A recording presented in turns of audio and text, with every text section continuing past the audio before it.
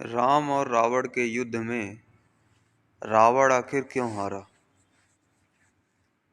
देखिए ना, जैसे रावण 4 वेदों का ज्ञाता था, उससे ज्यादा जानकार कोई भी नहीं था पूरे संसार में।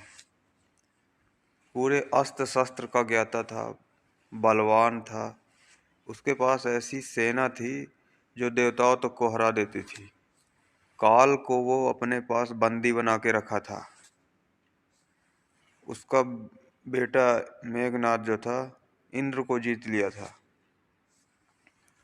ये रावण लोग जो थे, ये पूरे संसार को जीत सकते थे। उनके पास ऐसी सेना थी, ऐसी शक्ति थी, लेकिन फिर भी हार क्यों गए? जब रावण अपने लास्ट स्टेज में पहुंच रहा था, रावण को तीर लगा नाभि पे और वह गिर पड़ा। पूरी धरती डोल गई थी उस टाइम पे। उस समय राम भगवान ने लक्ष्मण जी को रावण के पास भेजा। तो लक्ष्मण जी अहंकारवश, शास्त्र कहता है कि अहंकारवश सिर के पास गए। तो राम भगवान ने कहा कि वह कुल में बड़ा है, ब्राह्मण, इसलिए आप सर के पास जाइए।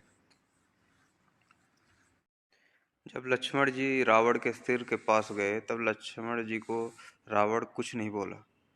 तब भगवान ने कहा, वह उत्तम कुल का है, ब्राह्मण है, हमसे कुल में भी बड़ा है, इसलिए तुम उसके पाँव के पास जाओ। किसी से सीखने के लिए उसके चरणों का सहारा लेना ही पड़ता है। जब लक्ष्मण जी पाँव के पास गए और प्रार्थना की, तब रावण बोला कि इस जीत का एक ही कारण है कि आप दोनों भाई चरित्रवान हो और मैं चरित्रहीन हूँ। पूरी शक्ति होने के बावजूद भी मेरे पास एक शक्ति नहीं थी, क्योंकि मैं चरित्र से गिर गया था, इसलिए मैं इस युद्ध में हार गया।